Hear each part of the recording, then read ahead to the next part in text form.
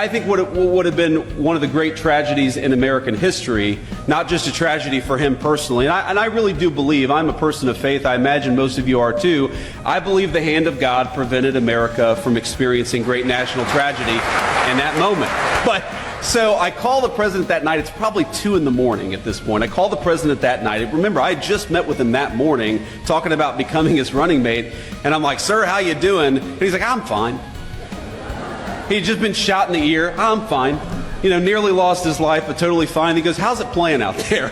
And I'm like, Mr. President, I think it's playing pretty damn well, but I've really learned it seeing him interact with foreign leaders, with congressional leaders, and just doing the job of President of the United States is what makes the president so successful is he has the best instincts about people of anybody that I've ever seen in my life. He knows when somebody is selling him a load of BS. He knows when he's making progress, when he needs to cut something off. He knows when he's dealing with somebody that he can trust, and he knows when he's dealing with somebody that he can't trust. You need somebody with good instincts. You need somebody who can tell when a person is negotiating on behalf of the American people, and you need somebody who knows when they're negotiating against the interests of the American people. And I'll tell you, you do not want to be a person in Donald Trump's Oval Office who's negotiating against the interests of the American people, because they'll throw you the hell out and tell you exactly what he's going to do. If you look at the campaign in 2015 and 2016, and he said it consistently through his second term, is that he does not want Iran to have a nuclear weapon. It's very simple. It destabilizes the entire region. It gives this terrible regime leverage. You don't want the worst people in the world to have a nuclear weapon. So what did the president do? For 60 days, he negotiated aggressively to encourage that Iranian regime to give up those weapons peacefully. And by the way, he was more than willing to accept a peaceful settlement to that problem. But again, this comes back to instincts. When the president realized that there was not going to be a peaceful settlement to that problem, he sent B-2 bombers and dropped 12 30,000-pound bombs on the worst facility and destroyed that program. And I think there are a lot of Republicans, by the way, I count myself among them, who after the past 25 years, they don't want to get involved in another long-term, protracted Middle Eastern conflict. We all saw what happened with Iraq and Afghanistan. And so what I call the Trump doctrine is quite simple. Number one, you articulate a clear American interest, and that's, in this case, that Iran can't have a nuclear weapon.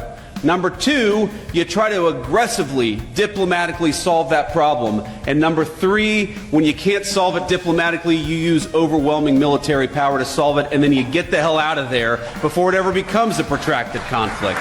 That is the Trump doctrine. And to the Americans who are worried about this becoming a protracted conflict, I think the president solved that very quickly. Not only did we destroy the Iranian nuclear program, we did it with 0 American casualties, and that's what happens when you've got strong American leadership. And every financial journalist in the world says that Donald Trump's policies are going to lead to higher inflation. They're going to lead to lower jobs. They're going to lead to lower wages.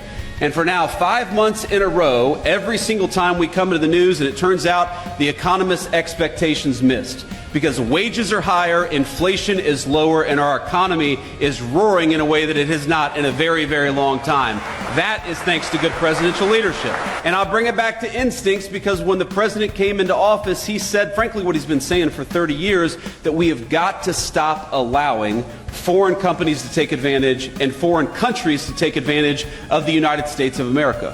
Why in God's name would we allow cheap slave labor manufactured stuff from a foreign country to come into our country, undercutting the wages and jobs of American workers? And the reason we allowed that to happen is for 30 years we had a bipartisan failed consensus that we ought to let cheap plastic garbage come into our country at the expense of American jobs and the American families who depend on those jobs.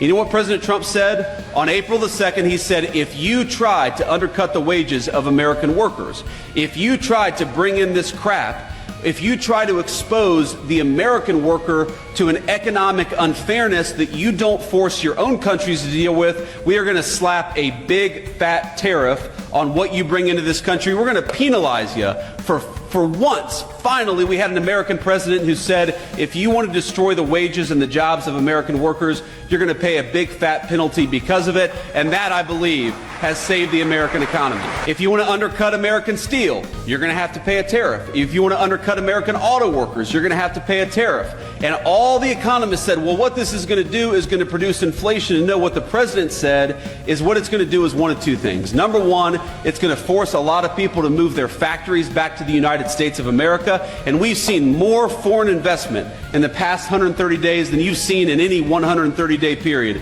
in the history of this country.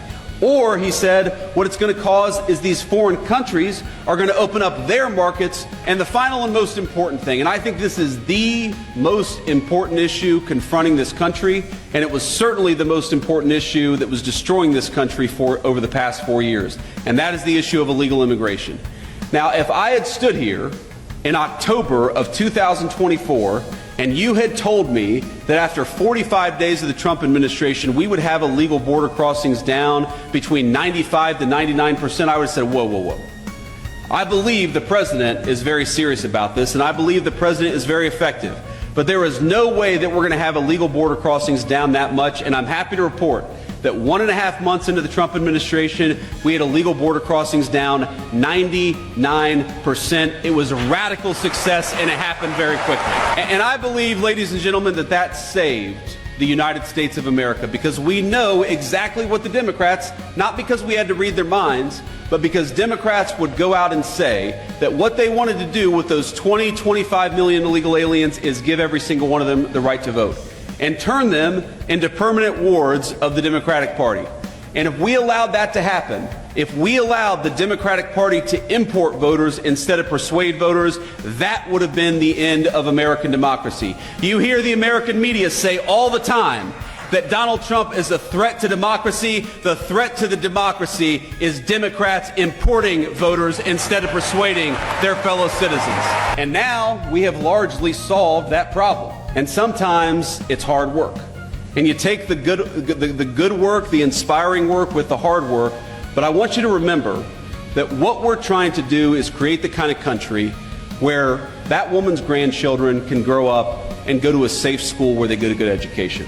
We're trying to create the kind of economy where those grandkids, if they work hard and play by the rules, can provide for their family with a dignified, high-paying job. We're trying to create the kind of country where that woman knows that her leadership cares more about her and her family than they do about Mexican drug cartels. We are trying to create the kind of country where the American dream is alive and well. We're off to a good start. Thank you for all you've done to help us.